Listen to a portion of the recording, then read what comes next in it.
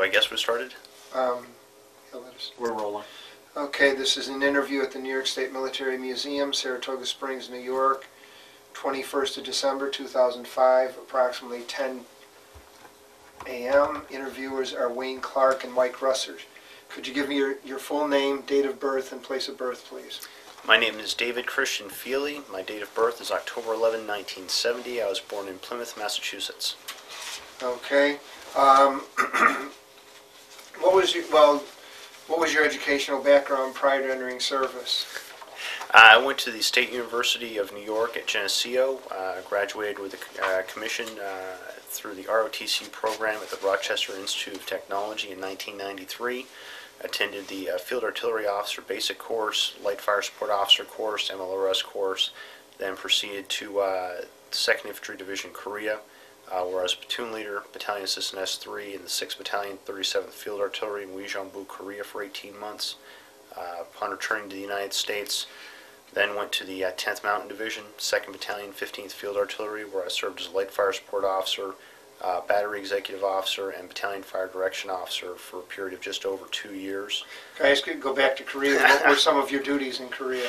Korea, I was a platoon leader for an MLRS platoon, 3 launchers, usual headquarters element.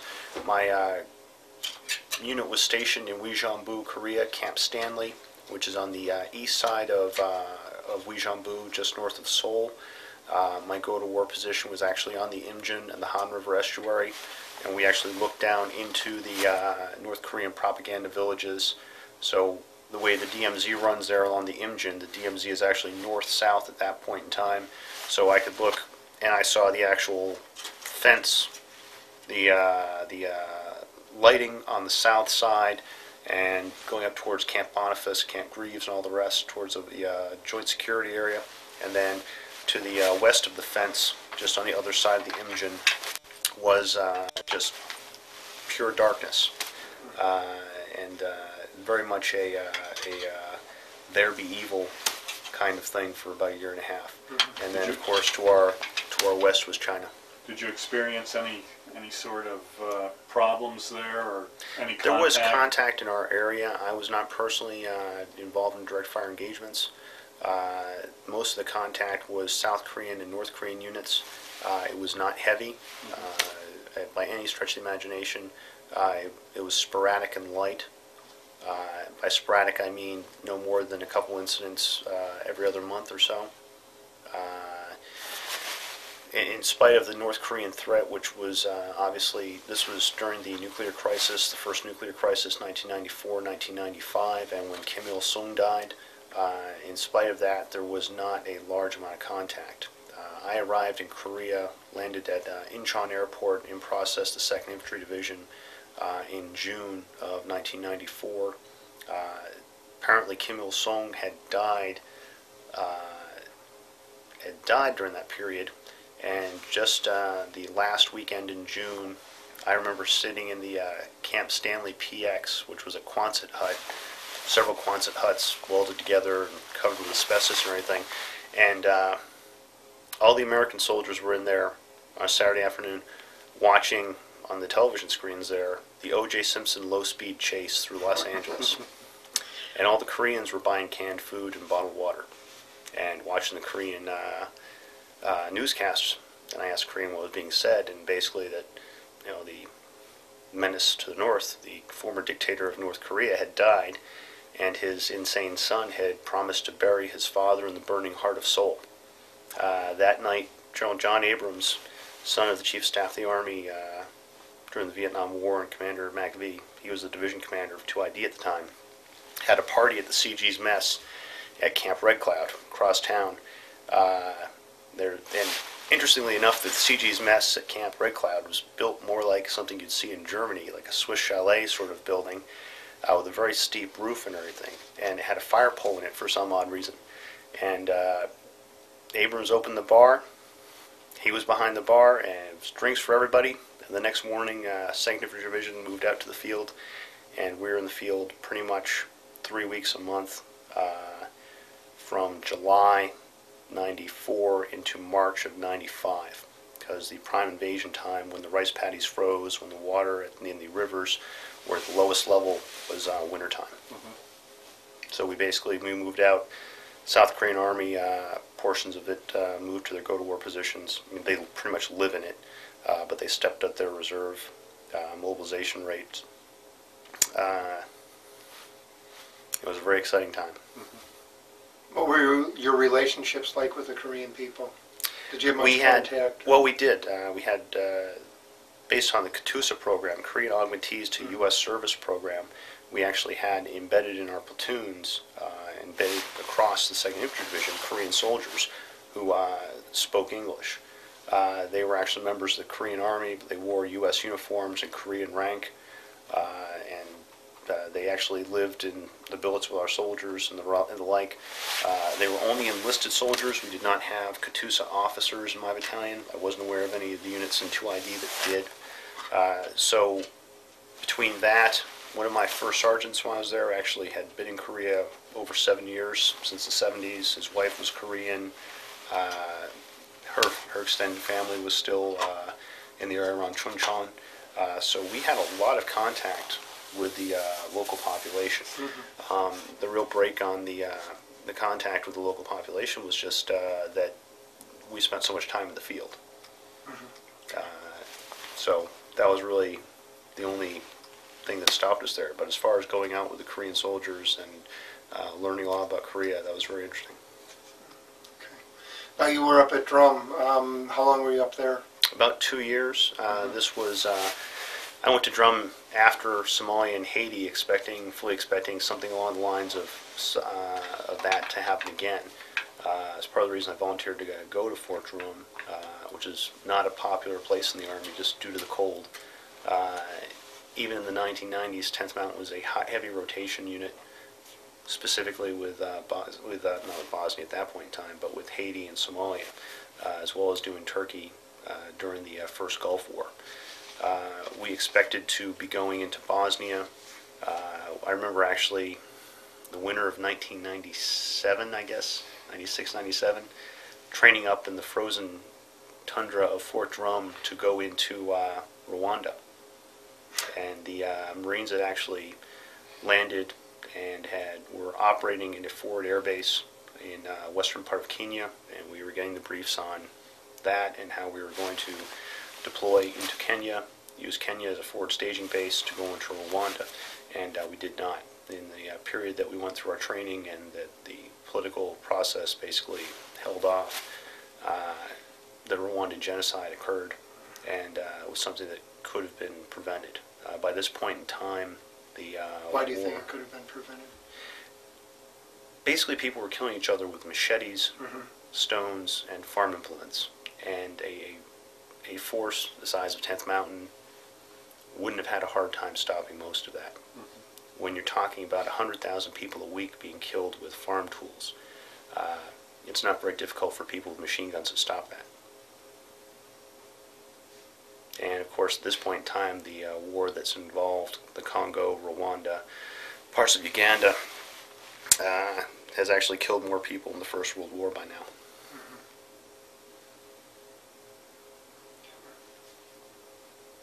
And the war crimes trials in Rwanda actually now are starting, or have started like 2 years ago. What did you do next? After that, the Army Artillery Advanced Course, Master Warfighter graduate, then to the 3rd Infantry Division.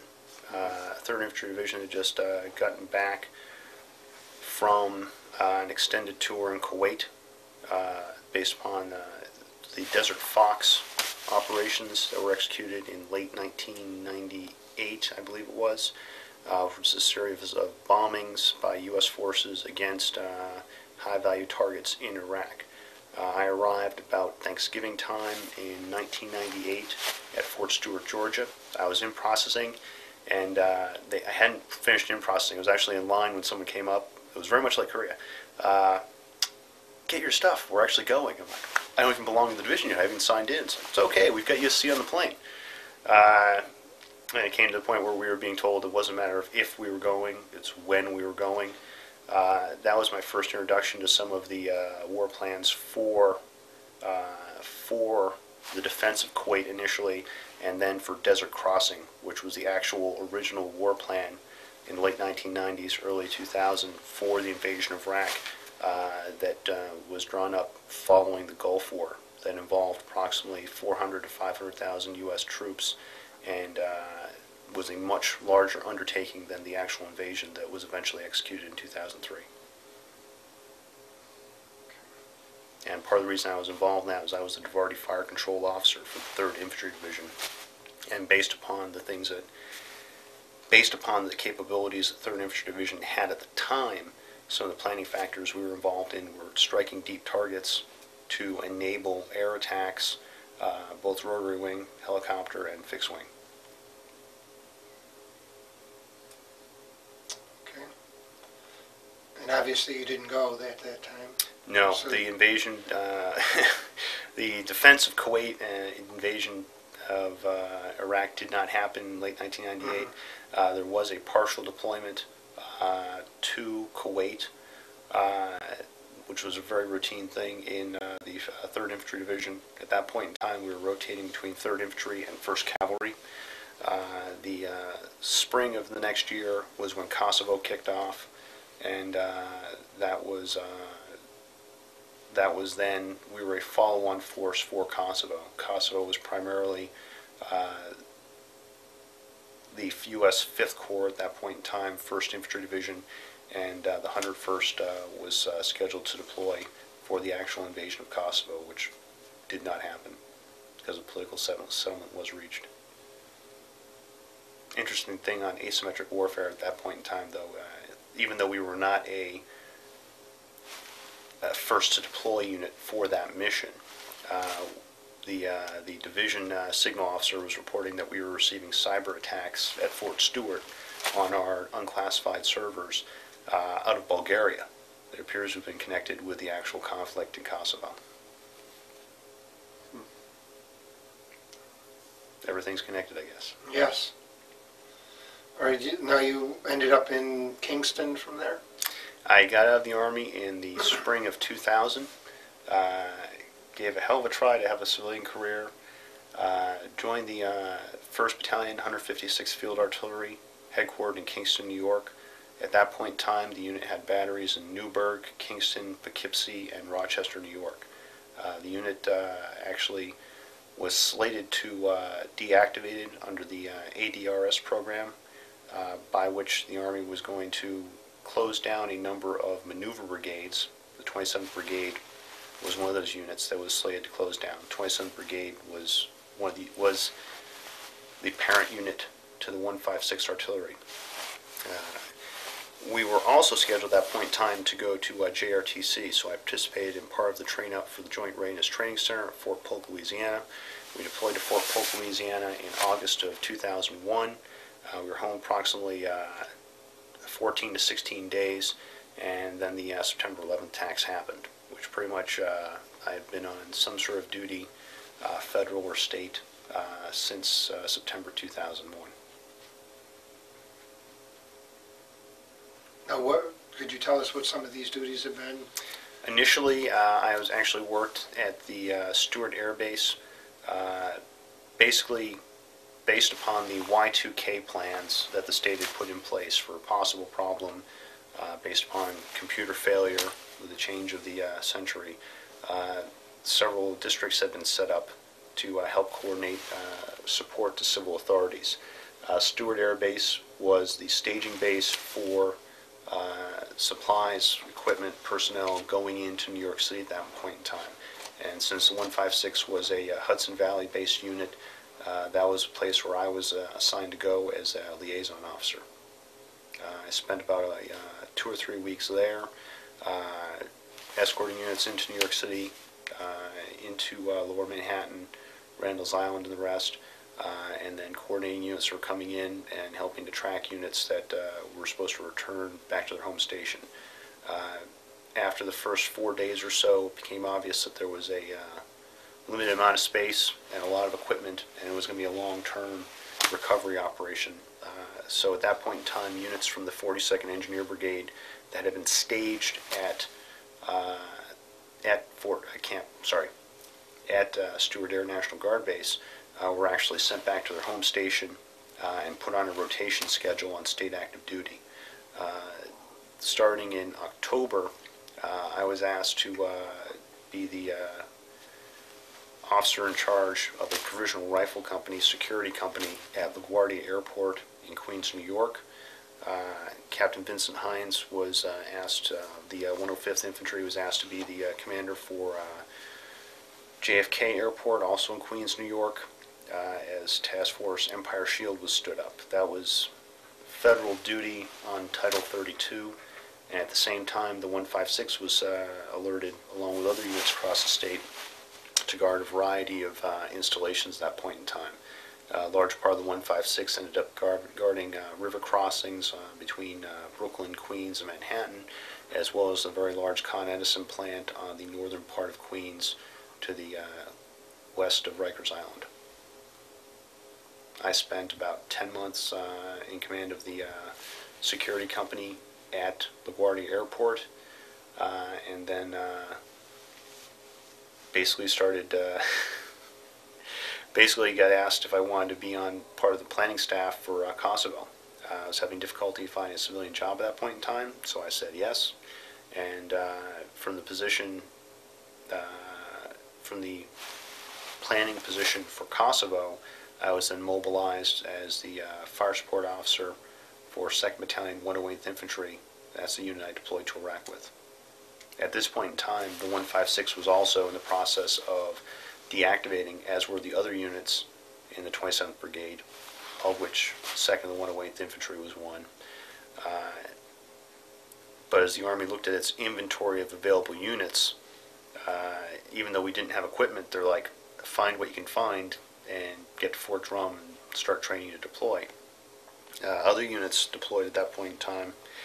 The 1st Battalion 108th Infantry was activated and sent to guard air bases in the Midwest to augment the Air Force Guards.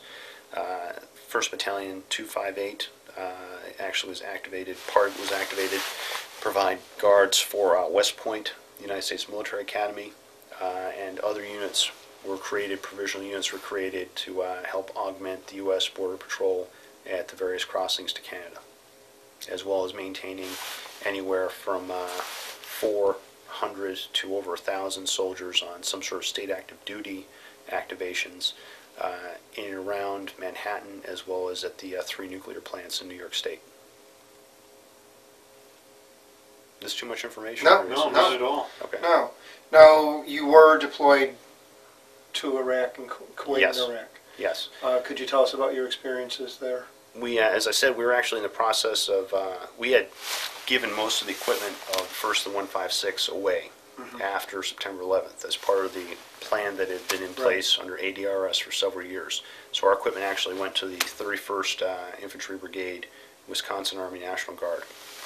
So when we got the order to activate, we literally were pulled in from wherever. This happened in November of 2003. There were no lieutenants at that point in time left in the unit. Everyone had been transferred out. I actually was working in the G3 shop of the 42nd Infantry Division in Troy at that point in time, but I was yanked back. And we built a fire support element with 40-something soldiers, 45 soldiers initially. We lost a couple people to medical problems and injuries in training. And then we activated in the second week of December 2003 and moved to Fort Drum. 2nd 108th Infantry had been activated in October.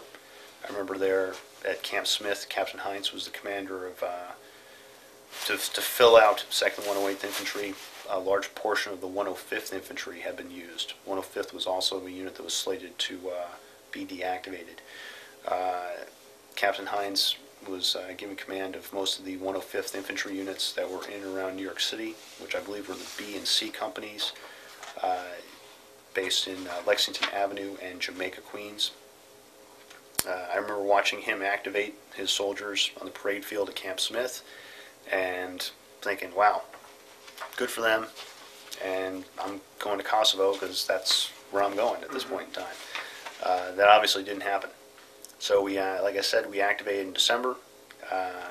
We had a few weeks that we trained up, had a short break at Christmas and New Year's, did a couple more weeks training in January, went to the Joint Readiness Training Center where we were, our official activation paperwork and our command and control was officially through the 30th Brigade, North Carolina Army National Guard, which the normal organization of 30th Brigade, North Carolina Army National Guard, included an armor battalion out of West Virginia and the rest of their unit out of North Carolina.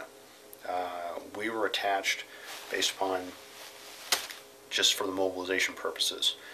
When we deployed in February, I believe it was February 28th that we flew out of Fort Drum to Kuwait, where we moved to Camp Udari, we actually met up with the unit that we were going to go into Iraq and serve in Iraq with, that we were actually attached to. That's the 2nd Brigade, 1st Infantry Division, that was at that point in time based in Schweinfurt, West Germany. West is no longer accurate.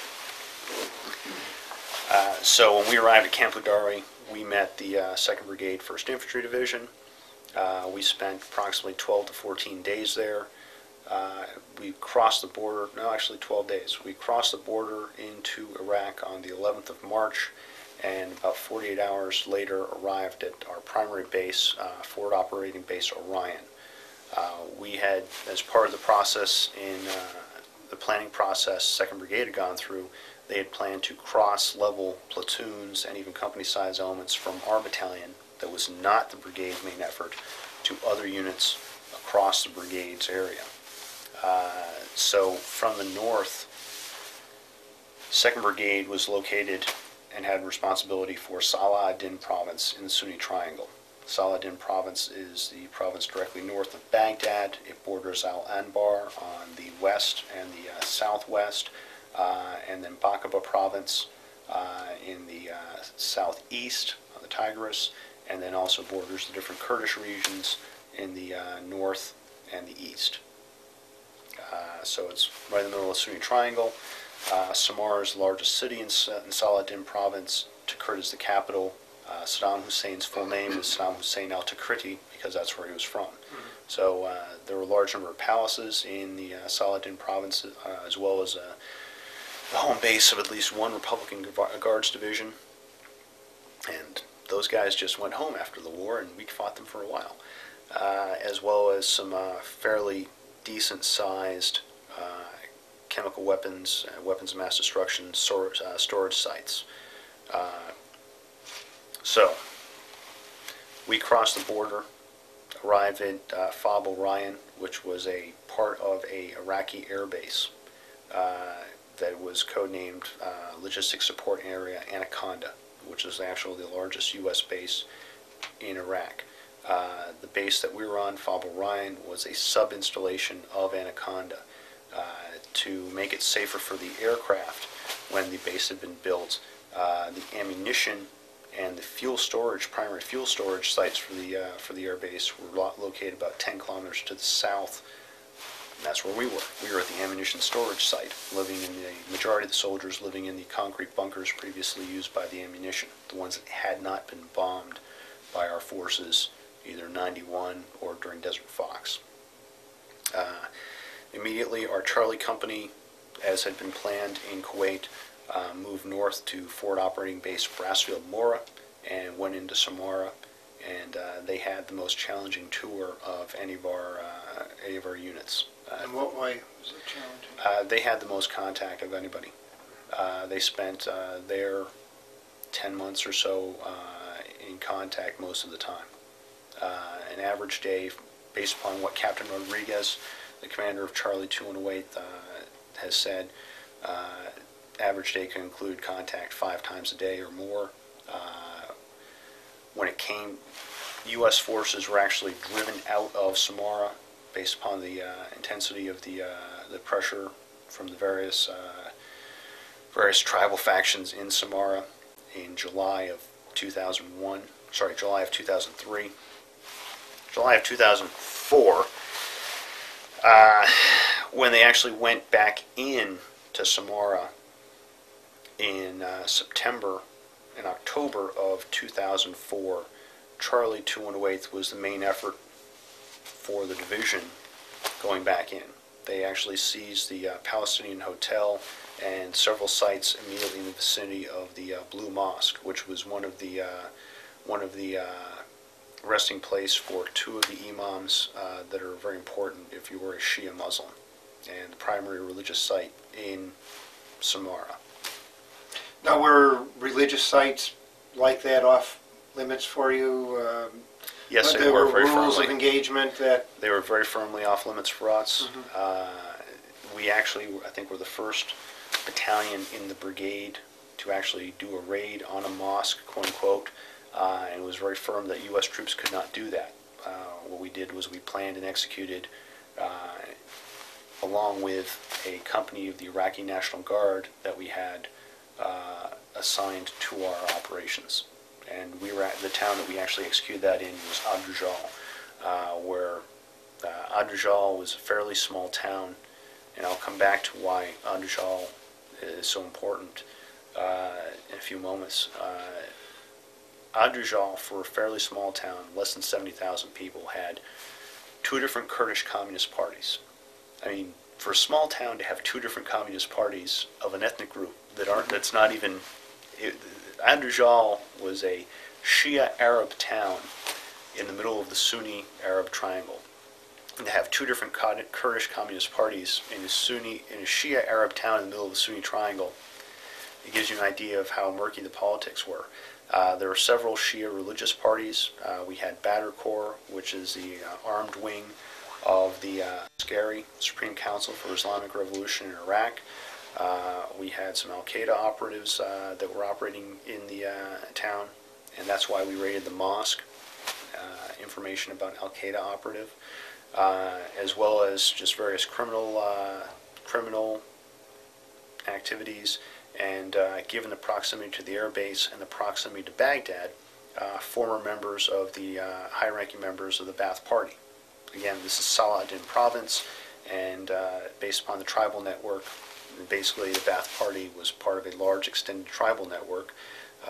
There were people there who had been major generals in the Ba'ath Party, who had been high-ranking officers in the Republican Guards, who had been in the Iraqi secret police, in various forms and guises.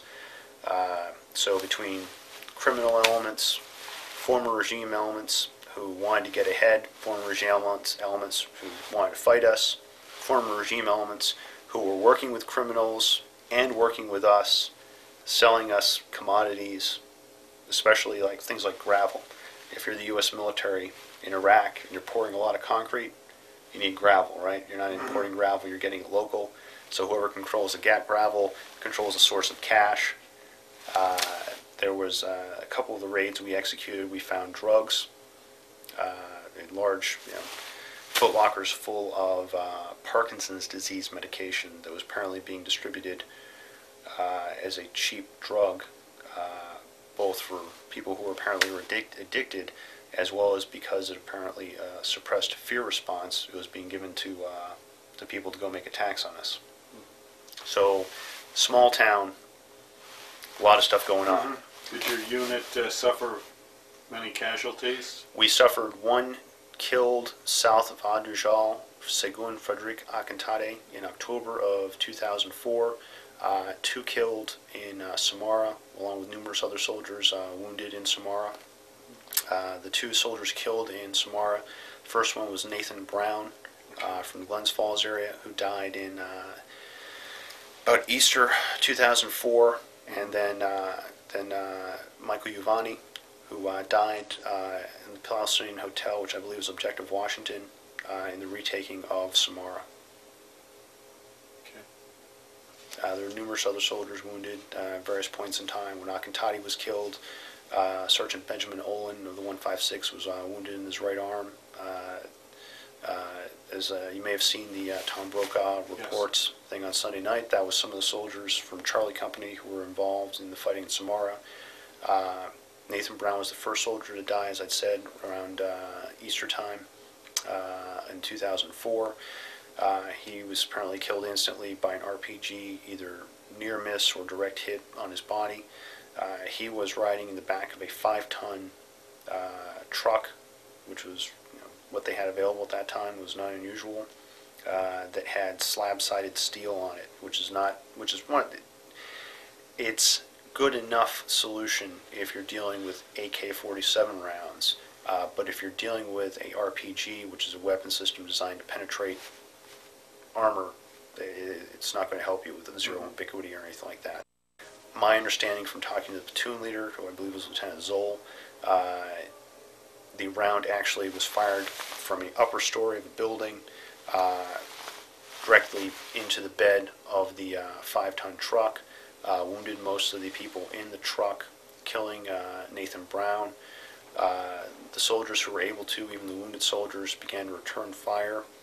And just as an idea of my understanding of what the Contact Charlie Company went through, that platoon had contact 2 or 3 more times that day. So it was a much higher level of contact than what we were experiencing on a normal period in the southern part of Saladin province where we were stationed, where we had the northernmost villages, northernmost towns of Baghdad, and the southernmost towns of Saladin. I was going to ask this later, but you brought it up.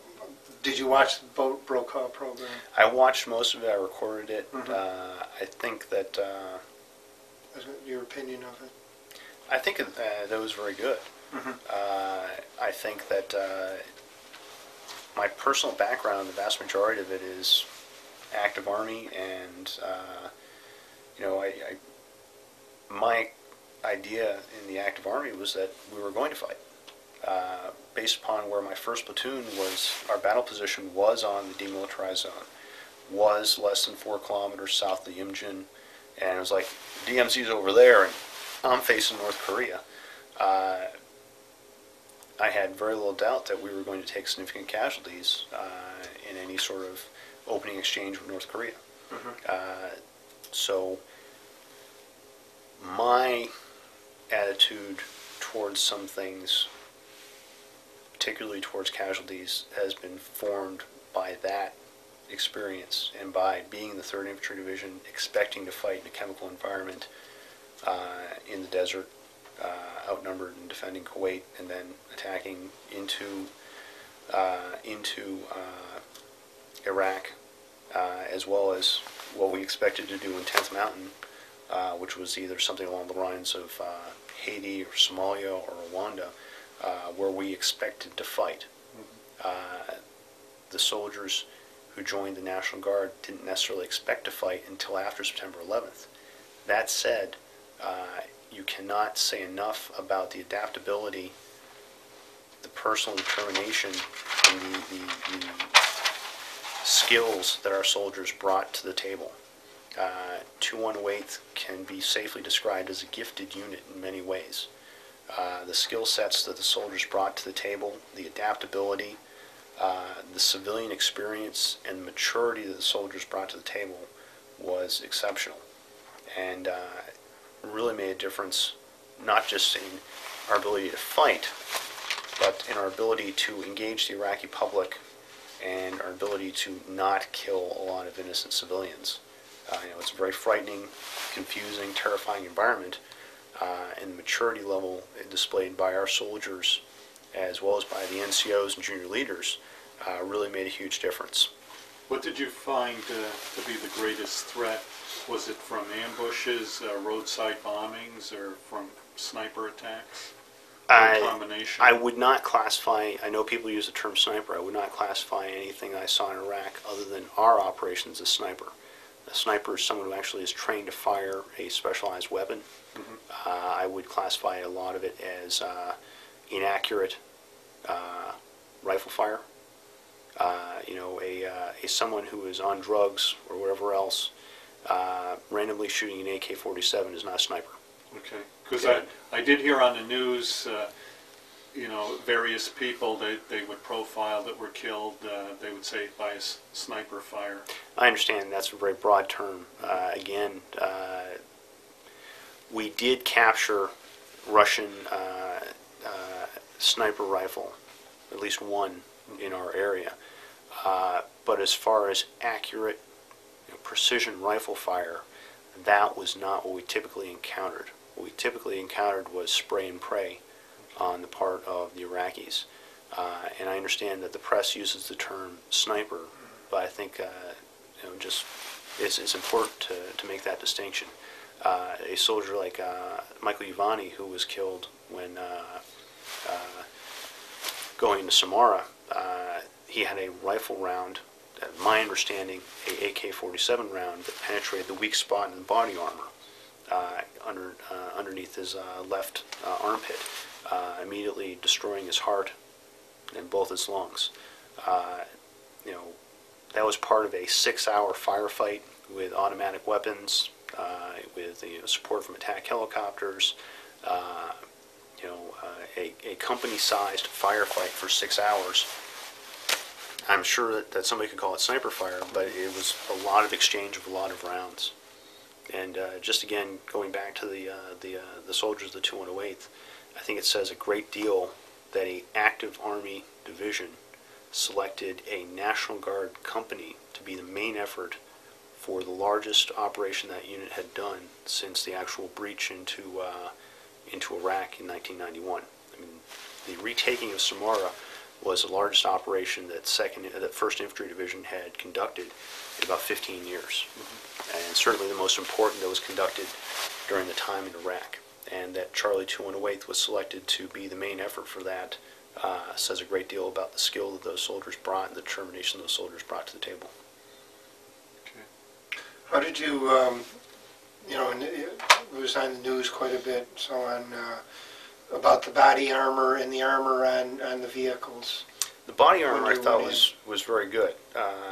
The body armor was much better than what I had when most of the time I was on active duty. When I was in Korea, we had the Ranger body armor, which was a very heavy plate front and back, virtually no neck protection, and certainly nothing on the sides.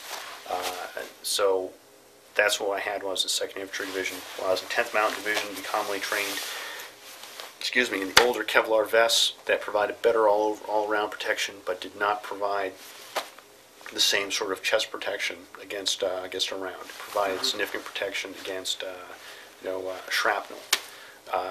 The Interceptor body armor that we were issued before going into Iraq had chest protector as well as the plate and back that provided protection up to 7.62 ball, and had a neck collar, a throat piece that you could wear. Most soldiers do not wear that, as well as a flap for protect the groin.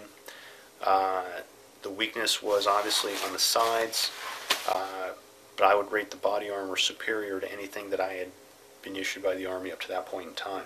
And as we were there, the soldiers were issued more body armor to improve it even more. Particularly our most vulnerable soldiers, which were the gunners on the vehicles, were issued additional Kevlar pads for their arms, which did restrict their movement and were hotter, but provided a great deal more protection for their arms, as well as in the gunners' turrets. They were issued steel, purposely manufactured steel plates to protect their sides, as well as the more gun shields to protect them on their front. And there were pads that became available on a limited basis to help protect the vulnerable spot here. But you discussed, I'd like Adrushal and threat levels after this question. So actually your unit didn't experience a lot of the equipment shortages? That is not true, because I'm just talking about body armor right now. Personally, I crossed the border from Kuwait into Iraq in the same Humvee that we had brought from, that had gone through all of our stuff with the National Guard, so maintain your stuff, all the way through JRTC and everything else like that, with vinyl doors and a plywood buildup on the back of my truck with sandbags. So I was going to ask about the vehicle armor then. That was a significant problem. And that was part of the problem also that was brought out with the Nathan Brown, where, again, the slab-sided steel on the 5-ton, where, I did not personally ever see this 5-ton that Nathan Brown died in. I saw other vehicles that were similarly armored, and like everybody understands, I never saw that vehicle that Nathan Brown was killed in. 5 tons that I rode in that we had at the different location, the armor was generally less than the width of my thumb. Okay, which again provides significant protection against a AK-47 round ball ammunition, but is not going to provide you with protection against something larger. Like a 50 caliber would penetrate that? Well, a 7.62 round for a machine gun might penetrate that, depending upon the ubiquity. Part of the problem, too, with a roadside bomb, if you're talking a flat surface, is that the armor won't just be overwhelmed by the blast, and that the armor will potentially become spall itself, but that if you're in a 5-ton vehicle, which is to start off with, you know, about chest high off the ground is where the crew compartment is, you're going to have some blast effect coming up underneath the floorboards and like that.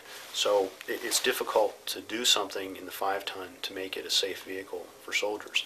And it's not the war we expected to fight by any stretch of the imagination. Even when 10th Mountain was in Haiti and Somalia, it was, you know, take the vinyl doors off so you can get out quick, and you know, riding around with the wooden seats and back with everyone facing outward. That was really what 10th Mountain fought with in Somalia, and what they fought with in Haiti when they had, you know, they did have contact in Haiti, and what we fully expected to utilize if we'd gone to Rwanda. The up-armored Humvees really didn't come into the inventory until after Somalia, and then were only limited issue items, what they call theater-provided items, for people who deployed to Bosnia to protect against mines and the like. Now, initially, you referred to the first time the planning talked about 500,000 going into Iraq. Do you think that a problem was that we didn't send enough troops in initially? I think that it's better not to talk to me. I think Okay. it's an intelligent thing to do would be to go and look at the statements that have been made by General Zini and other people who were intimate with the planning. I was aware of Desert Crossing, which was the plan. Right. And you know, I guess 5-10 years from now we can all come down and sit down and talk about it. Okay. But I think an intelligent thing would be to look at the CENTCOM commander at the time of Desert Fox, the person who had a great deal of influence on the writing preparation of Desert Crossing, was Marine Corps General Zini, Anthony Zini. And he has made some statements about that, and some other people have made some professional statements about that, not political statements about that. Okay. Because ultimately, we're going to have to sit down and talk about what we've done in Iraq and how that affects the other countries in the Middle East, and how we have potentially advanced our own national interests or not.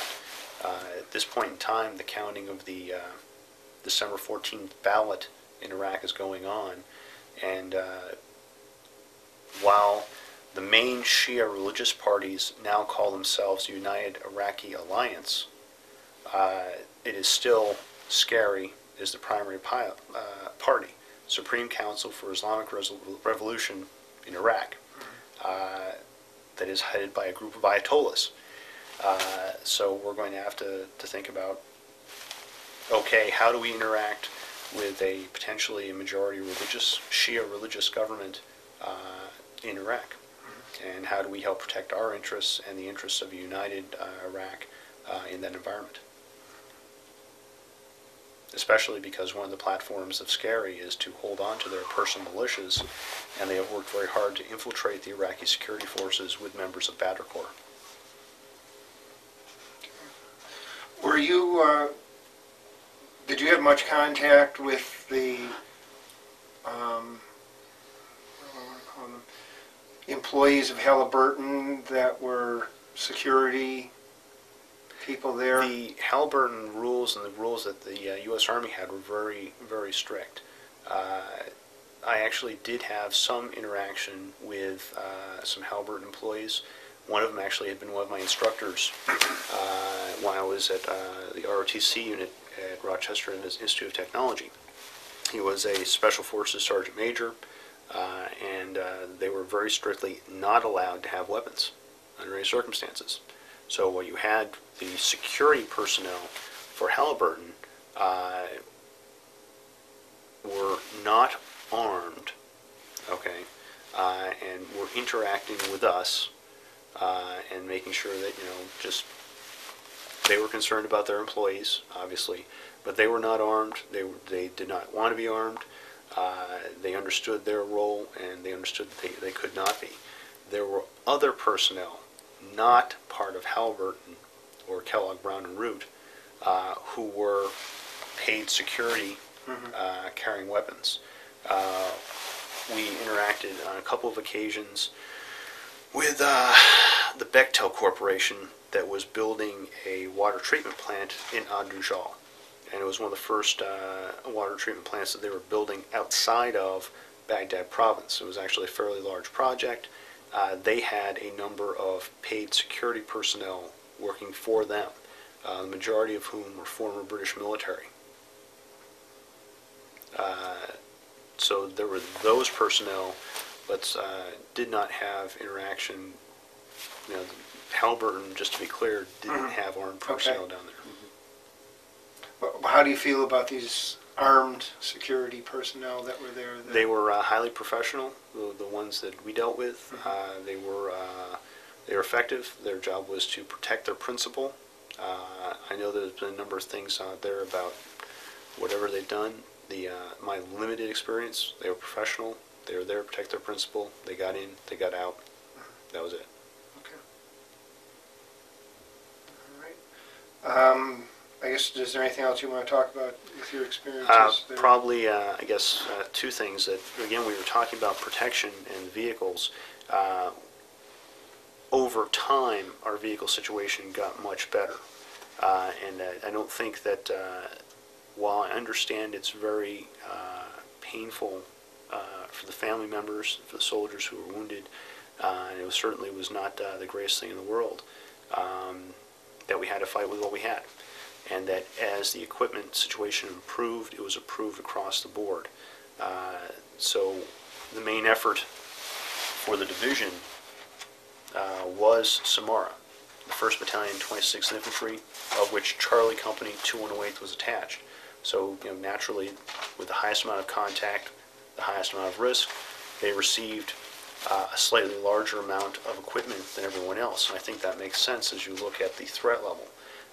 We eventually did get to the point where we were fully traveling in armored vehicles that were either add-on armor kits or were purpose-built up-armored Humvees and the like.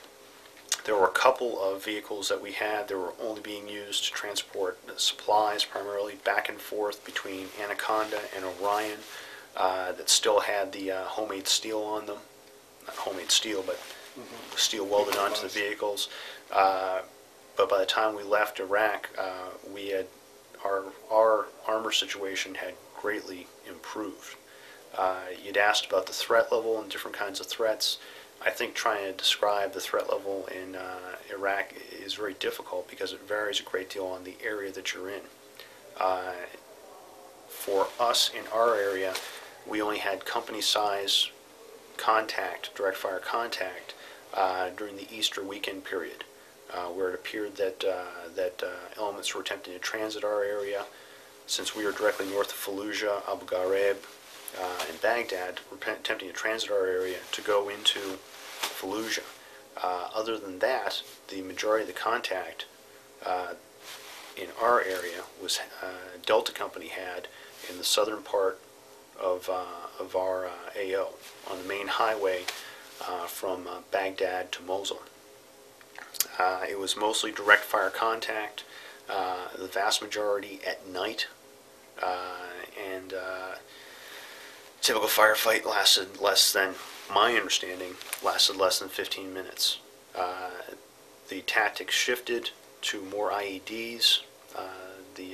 And again, the maturity and attention to detail on the part of the Delta Company soldiers really saved themselves a great deal, saved their lives, to the point where they actually recognized when rocks were out of place or things of that nature. So I would look at the transition from direct fire contact to IEDs as being success for Delta Company's engagements with the enemy, that the enemy made a survivability choice because we were killing more of them than they wanted to have killed. in the northern part of our area of operations, B Company spent a great deal of our time just south of the logistics support area, Anaconda, focused on counter-mortar operations. The airfield at Anaconda was a major supply hub. It was the home of the F-16 wing that was operating in Iraq, home of again, the largest U.S. base in Iraq, very important, especially for fuel transit and distribution of supplies. It was being mortared routinely.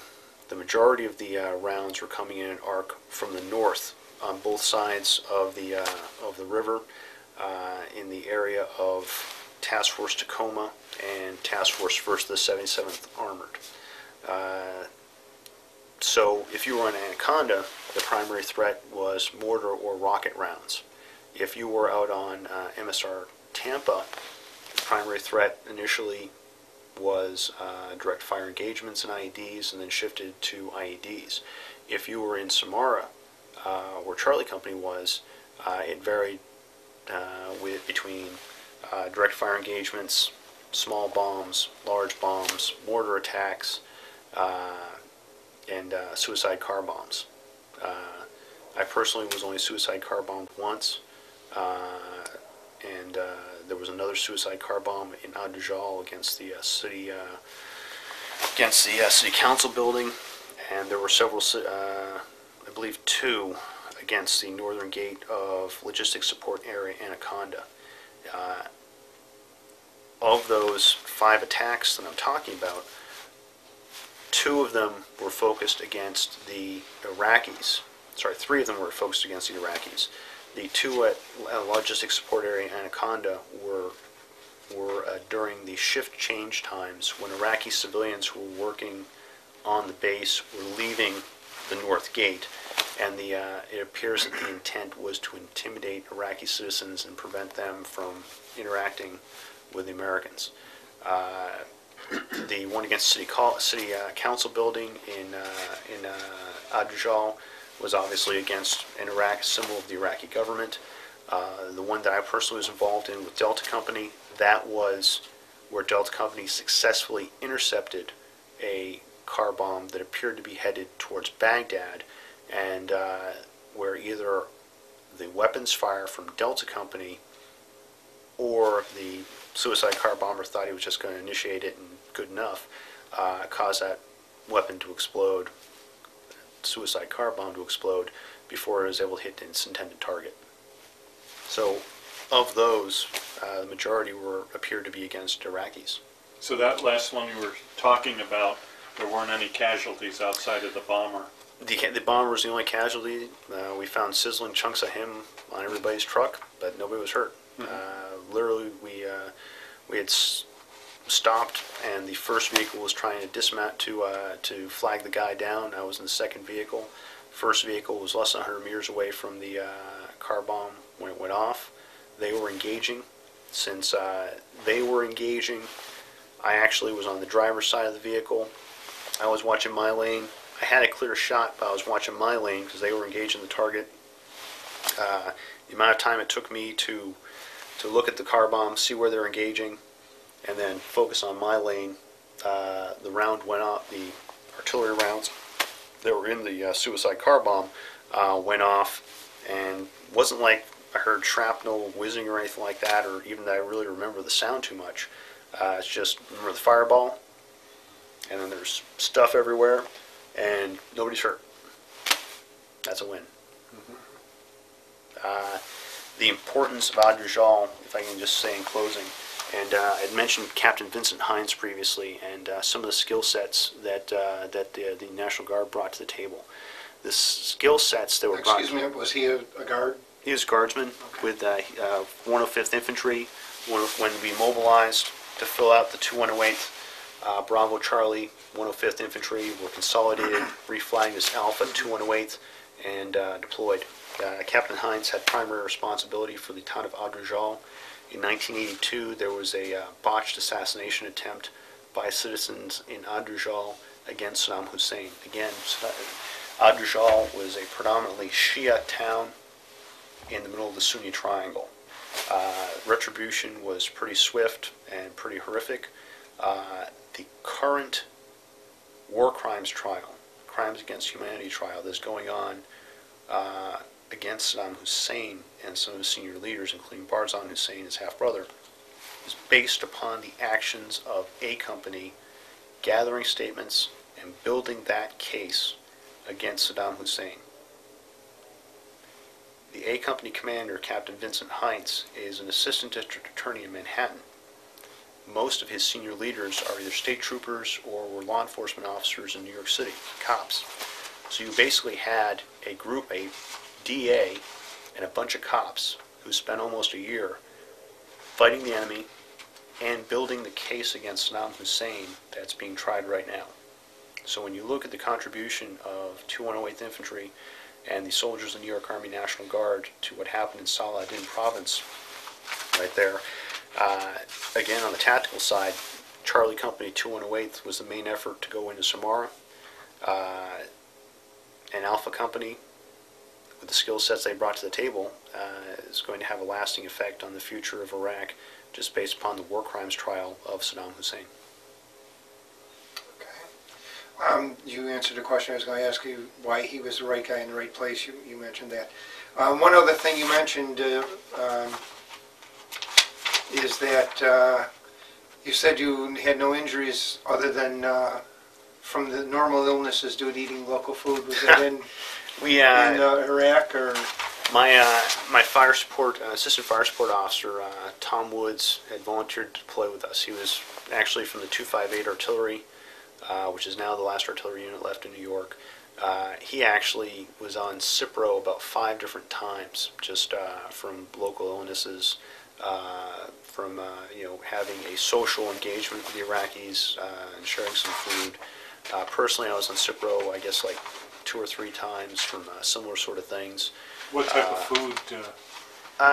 You were okay as long as you avoided any of the sort of meat products. Mm-hmm. One of the civil action projects that Tom actually spearheaded along with A Company was cleaning up the local slaughterhouse.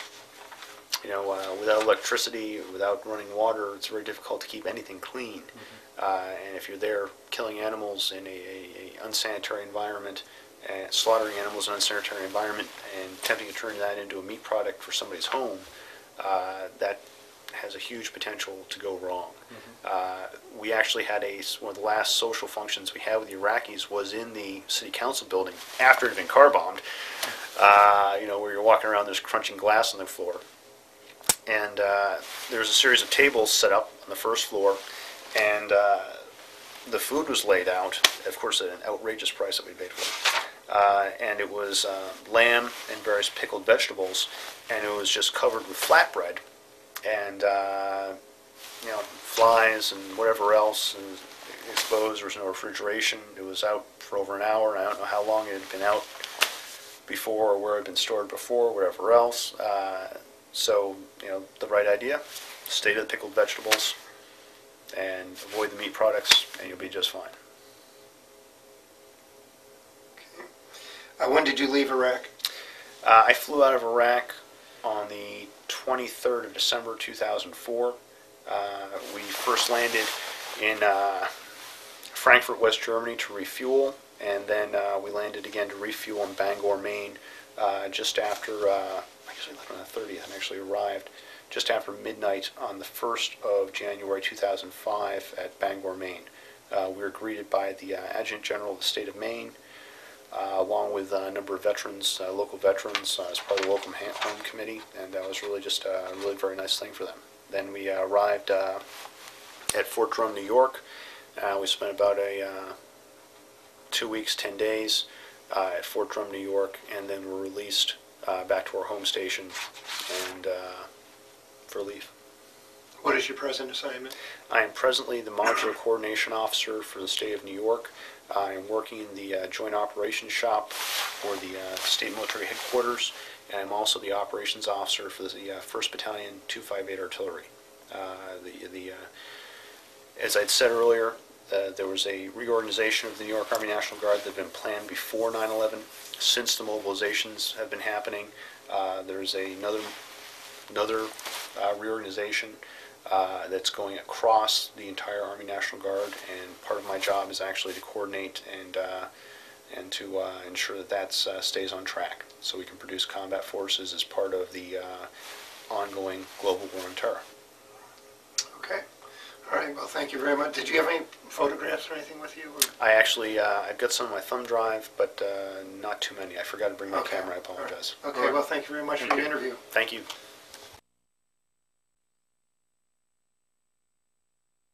Okay, why don't you start over talking about that again, if you don't mind. Well, Is it just ready? Okay. I'd like to thank you, gentlemen, just for allowing me one last chance to say something. It's just, I guess, two things I'd like to say in closing. Again, is that the adaptability of the soldiers, there can't be enough said about that. Both in what we were able to do to make the post a safer, more effective location. The skill sets that the soldiers brought to the table, especially many of our law enforcement officers who had the right skill set to go out and conduct investigations, which is what a lot of what they did amounted to find and identify what was going on and identify enemy personnel. And the other piece I just wanted to bring up was that people have asked repeatedly what Iraq was like, and I would just like to say on my behalf that that part of my professional military experience is involved interacting with officers from different militaries, whether that's Filipino officers, Brazilian, Israeli, Egyptian, and Iraq is a lot like a number of other places. It just makes the news more. And also just the element of suicide car bombing, terrorism, and the rest. For example, I spent almost a year in school with a Brazilian officer at Fort Sill, Oklahoma, and he had a certain level of hostile contact with criminal gangs in Rio de Janeiro.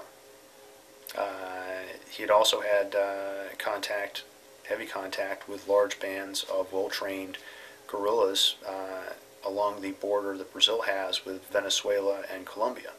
I have professionally been involved with Venezuelan officers who would operate again in the jungle, along the border with Colombia, Venezuela, and Brazil, who actually encountered the guerrillas that were better equipped and actually had light armored vehicles, and had heavier weapons than the Venezuelan army. So when people ask what Iraq is like, I would tell you it's like Rio de Janeiro when you get outside the tourist areas. It's like parts of Johannesburg, South Africa. It's like parts of a number of areas if you take the wrong turn down the wrong street. And I would just like to be clear about that. And also I discussed that in my last tape that a number of soldiers, including myself, had gotten sick at different points. And just based upon my own family's experiences, that some of the sanitary practices I don't think should be chalked up to those people or anything else like that. That it's not unlike Ireland in the 50s or 60s. It's not unlike parts of Bosnia and Kosovo today, if you talk to American soldiers who've served in those locations. So when we talk about Iraq, I would hope that people would understand that there are certainly things about Iraq that are uniquely Iraqi, but that the violence level, some of the sanitary problems that they're encountering, some of the corruption problems that they're encountering, and that we are encountering with them, are in no way unique to people who are Muslim and Arab. And I'd just like to make sure that I said that. Thank you for your time. Okay, thank you. I'm going to ask one last. Okay. How do you think your time, you're still in the service, but how do you think it's influenced your life? I haven't lived in one place for more than 18 months since Camp Stanley, Korea. That there's a lot of moving, especially when I was active duty, where we, in the 10th Mountain Division, 3rd Infantry Division, where we were commonly gone, usually for training, about anywhere from 50 to 60% of the year. So it certainly made me a vagabond of some sorts. It's expanded my worldview in many ways. The interactions I've had with other officers, the travel I've done, both personal pleasure, professional travel, and then actual military engagements, has certainly expanded my worldview. And again, I'd just like to stress that some of the things that are being encountered in Iraq are not necessarily unique to people in Iraq because they're Muslim or Arab. That a lot of these things are being overcome and can be overcome, but that we should be very cautious about writing people off because they're in a certain part of the world or because we judge things to be too hard. Okay. Well, thank you very much.